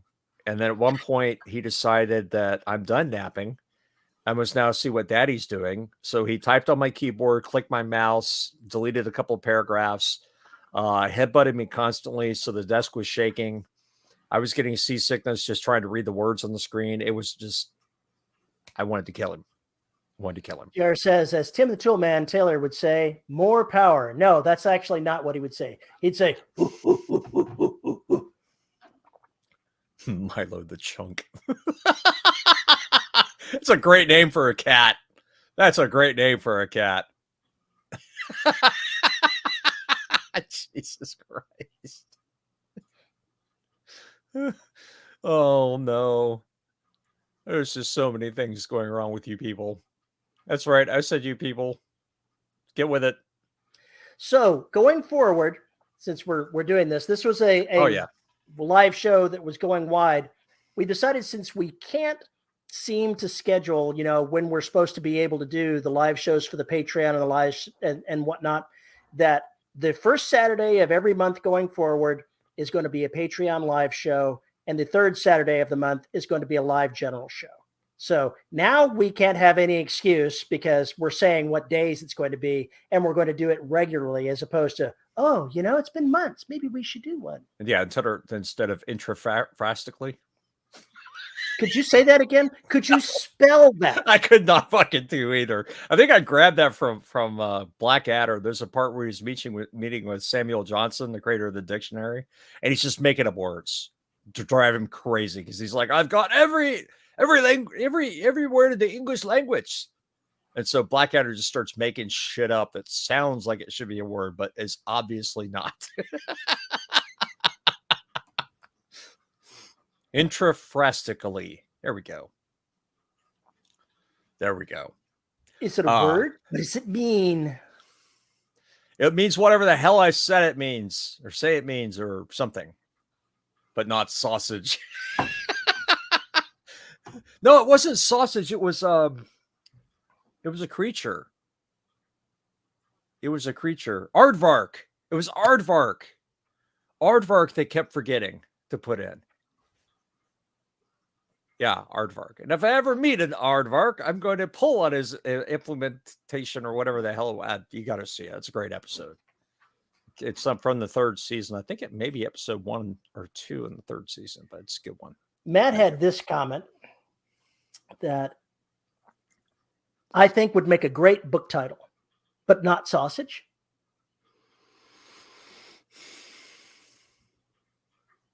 There are so many places to go with that one that I just don't want to even get into that. But again, that sounds like moving into Nobilis Reed territory or Chuck Tingle territory. Of course, it can't be Chuck Tingle because they have to have pounded in the butt somewhere. You keep using that word. I do not think it means what you think it means. Intraphrastic aardvark sausages. There's our title. Holy there's our shit. lead in for the show right there. Holy shit. That's terrified. Subtitle 100 Ways to Serve Man.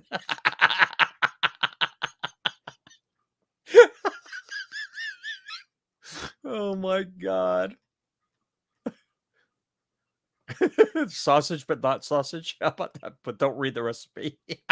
The Hadron hard-on collider. Oh, that's bad. That's scream worthy right there. Ah! Ah! Fuck off!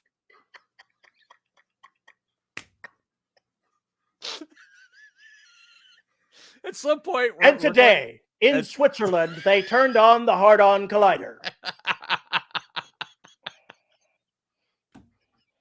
And they gave the universe the world's biggest stiffy. You know that somebody somewhere has messed up the chyron on some television news program somewhere. It's happened. And that's how sausage was made, as Veronica would say. Pounded in the butt by the sentient manifestation of the butcher shop, but not sausage. Oh my God. And it was 27 miles long. Oh, they upgraded that thing, and I'm terrified. I'm just terrified. Just terrified. This is the news program. It's sponsored by Viagra. And then Veronica, I knew she had to go with sapient. I knew it. I knew that had to happen. See what you started, Terry? I know it's awful. You know, if you've got any other weird English things that every single human being does wrong, let us know what that may be. Because we're curious. And you could do that by sending an email to show@deadrobotsociety.com, or you can tweet me at Paul_E_Cooley.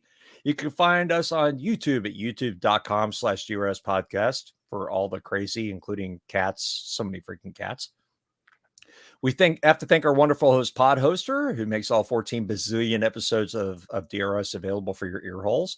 You can find us on Facebook, the listeners of the Dead Robot Society Facebook group, where Terry mangles the mayhem. And if you like the show and want to support us, we don't know why you would, but if you do, you can find us at patreon.com/DRS podcast, where for as little as $1 a month, you get access to exclusive content and live shows that are a little more intimate. It's where Paul and Terry like where we talk about the hard-on collider. There we go. It's and DRS your sapient bits after dark. And at the $10 level, you get your name read. And our $10 patrons are Summer Wilson, Tony L. Joy, Andrew Smallwood, Veronica Jaguar, Rick Shaw, Lisa Slack, Chris Winder, and Isabel Cushy. Thank you to all of our patrons for making this show possible. We appreciate it. There's one more thing we got to do before we go. We got to talk about our sponsor, Corpse Coffee. Yes. Corpse Coffee keeps junkies like I and Terry writing, podcasting, and doing all this other muck. So if you too are a caffeine addict, and why aren't you if you're a writer? I thought it was, required. Go up to corpsecoffee.com, check out their coffees, their wonderful boutique teas, and their crazy webcomic, and tell them DR sent you. Go to corpsecoffee.com and get the dead in your cup. And with that, I think we probably should call it. We've been Dead Cup Coffee, Sapient Bits. That's the name for my new punk band, Sapient Bits. That's the name of my new post-punk band. Bone Rattler for the win. Yes. All right, folks. It almost sounds like Sapient Bits right there. Thank you for joining us and taking time out of your busy Saturday to come goof off with us. We really appreciate it. Like Terry said, we're going to get on regular schedule here, so you'll have more to give us trouble with later. It's only what now? The Patreon show is a mere 2 weeks from now. Correct. We have to get on our A game. Oh no, We've never gotten on our A game. No, We could that has not try. happened. We could try and elevate our game from F to at least a D. Okay, at least a D. Can we shoot for passing? We are proof that the C- podcast can keep going for decades. It can keep at least 100 listener for a decade. I'm pretty sure that's Paul's mom has 11 different accounts, but yeah, still. probably. Yeah, she's also all of our patrons. With that, we are gonna get out of here. Enjoy your weekend. Enjoy everything, because why not? Life is too short to, not. So Go read a book. Go do something. Go Get out right. of here. Shoo, shoo. Yeah. Get lost.